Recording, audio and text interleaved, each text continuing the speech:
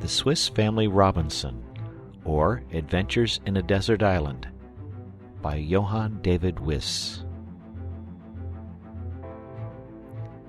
Introduction. It is very well known that, some years ago, Councillor Horner, a Swiss, made a voyage round the world in the Russian vessel La Podesta, commanded by Captain Krusenstern. They discovered many islands, and amongst others, one very large and fertile, till then unknown to navigators, to the southwest of Java, near the coast of New Guinea. They landed here, and to the great surprise of Mr. Horner, he was received by a family who spoke to him in German. They were a father and mother, and 4 robust and hardy sons. Their history was very interesting.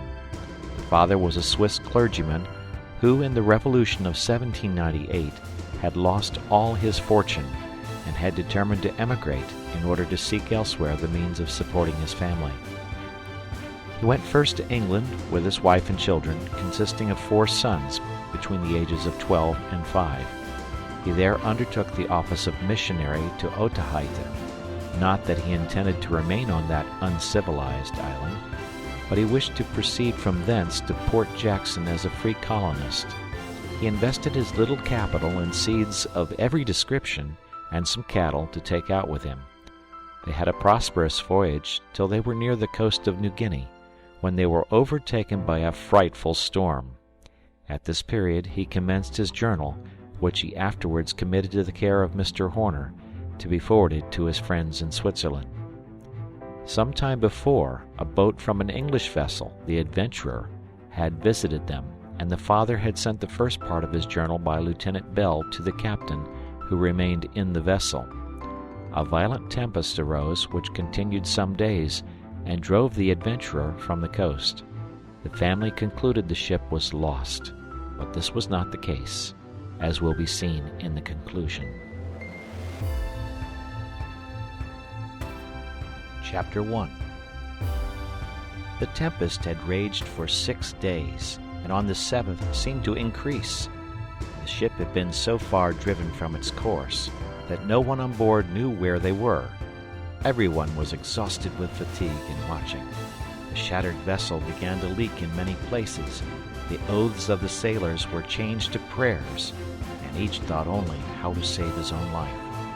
"Children," said I to my terrified boys who were clinging round me, "God can save us if He will. To Him nothing is impossible. But if He thinks it good to call us to Him, let us not murmur. We shall not be separated." My excellent wife dried her tears, and from that moment became more tranquil. We knelt down to pray for the help of our Heavenly Father, and the fervor and emotion of my innocent boys proved to me that even children can pray, and find in prayer consolation and peace. We rose from our knees, strengthened to bear the afflictions that hung over us. Suddenly, we heard amid the roaring of the waves the cry of "Land! Land!" At that moment, the ship struck on a rock. The concussion threw us down. We heard a loud cracking, as if the vessel were parting asunder. We felt that we were aground, and heard the captain cry in a tone of despair, "We are lost! Launch the boats!" These words were a dagger to my heart, and the lamentations of my children were louder than ever. I then recollected myself, and said, "Courage, my darlings, we are still above water, and the land is near. God helps those who trust in Him. Remain here, and I will endeavor to save us." I went on deck, and was instantly thrown down, and wet through by a huge sea. A second followed. I struggled boldly with the waves, and succeeded in keeping myself up, when I saw, with terror, the extent of our wretchedness. The shattered vessel was almost in 2. The crew had crowded into the boats, and the last sailor was cutting the rope. I cried out, and prayed them to take us with them, but my voice was drowned in the roar of the tempest, nor could they have returned for us through waves that ran mountains high. All hope from their assistance was lost, but I was consoled by observing that the water did not enter the ship above a certain height.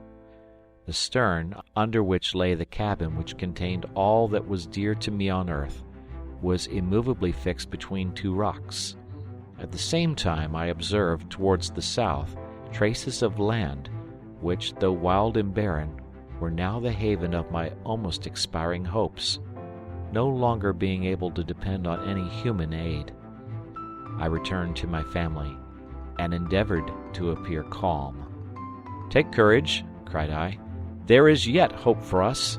The vessel, in striking between the rocks, is fixed in a position which protects our cabin above the water, and if the wind should settle tomorrow, we may possibly reach the land." This assurance calmed my children, and as usual, they depended on all I told them. They rejoiced that the heaving of the vessel had ceased, as, while it lasted, they were continually thrown against each other. My wife, more accustomed to read my countenance, discovered my uneasiness, and by a sign I explained to her that I had lost all hope. I felt great consolation in seeing that she supported our misfortune with truly Christian resignation. "Let us take some food," said she. "With the body, the mind is strengthened. This must be a night of trial." Night came, and the tempest continued its fury, tearing away the planks from the devoted vessel with a fearful crashing. It appeared absolutely impossible that the boats could have outlived the storm. My wife had prepared some refreshment, of which the children partook with an appetite that we would not feel. The 3 younger ones retired to their beds, and soon slept soundly. Fritz, the eldest, watched with me. "I have been considering," said he, "how we could save ourselves. If we only had some cork jackets or bladders for Mamma and my brothers, you and I don't need them, we could then swim to land." "A good thought," said I. "I will try during the night to contrive some expedient to secure our safety." We found some small empty barrels in the cabin, which we tied 2 together with our handkerchiefs, leaving a space between for each child, and fastened this new swimming apparatus under our arms. My wife prepared the same for herself. We then collected some knives, string, tinder box, and such little necessaries as we could put in our pockets. Thus, in case the vessel should fall to pieces during the night, we hoped we might be enabled to reach land. At length Fritz, overcome with fatigue, lay down and slept with his brothers.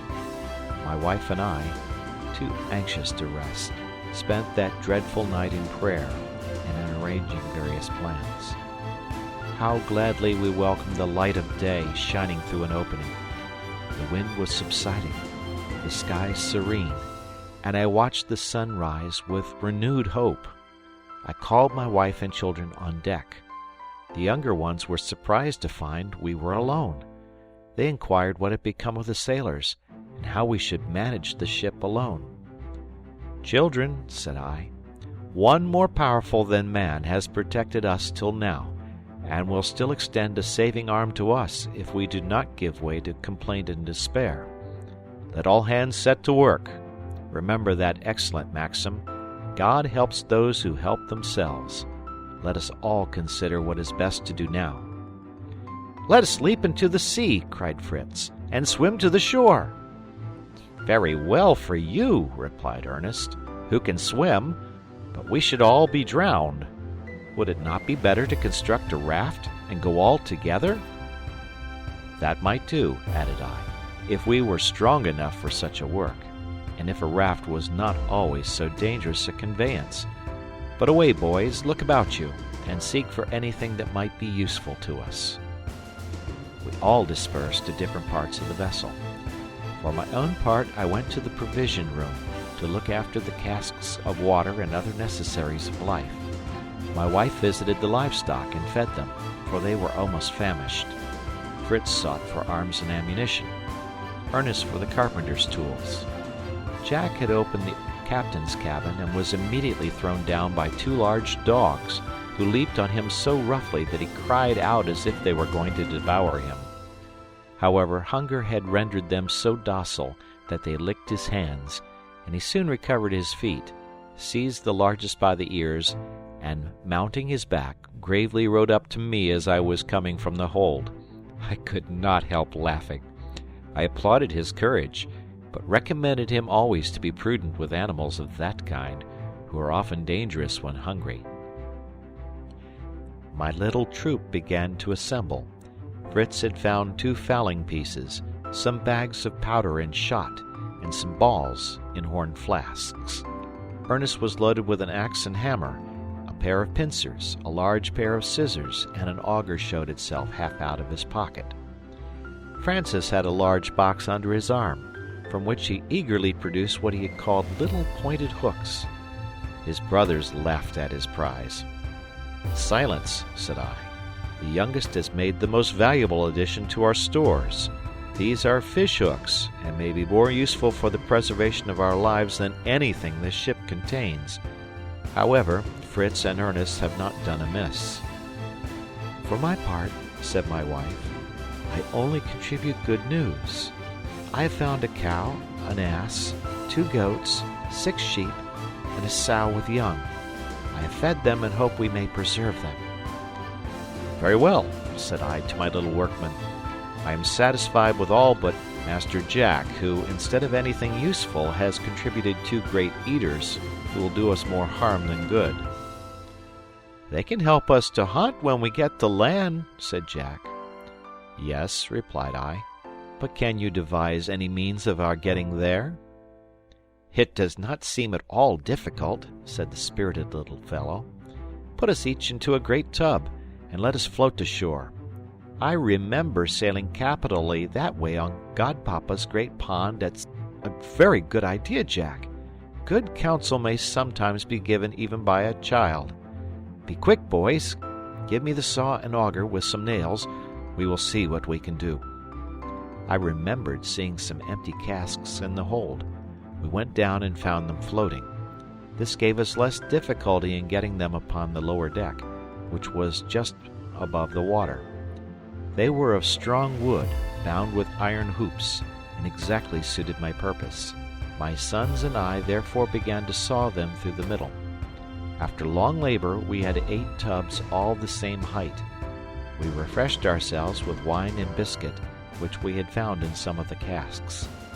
I then contemplated with delight my little squadron of boats ranged in a line, and was surprised that my wife still continued depressed. She looked mournfully on them. "I can never venture in one of those tubs," she said. "Wait a little till my work is finished," replied I, "and you will see it is more to be depended on than this broken vessel." I sought out a long, flexible plank, and arranged 8 tubs on it, close to each other, leaving a piece at each end to form a curve upwards, like the keel of a vessel. We then nailed them firmly to the plank and to each other.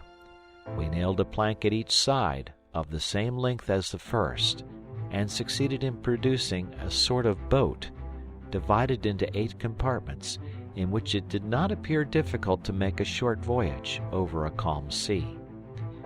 But, unluckily, our wonderful vessel proved so heavy that our united efforts could not move it an inch. I sent Fritz to bring me the jack-screw, and in the meantime sawed a thick round pole into pieces. Then, raising the forepart of our work by means of the powerful machine, Fritz placed one of these rollers under it. Ernest was very anxious to know how this small machine could accomplish more than our united strength.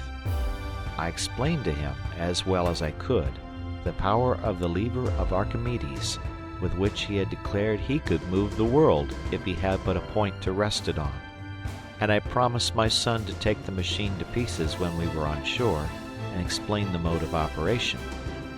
I then told them that God, to compensate for the weakness of man, had bestowed on him reason, invention, and skill in workmanship. The result of these had produced a science which, under the name of mechanics, taught us to increase and extend our limited powers incredibly by the aid of instruments. Jack remarked that the jack-screw worked very slowly. "Better slowly than not at all," said I.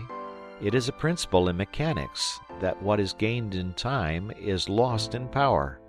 The jack is not meant to work rapidly, but to raise heavy weights, and the heavier the weight, the slower the operation.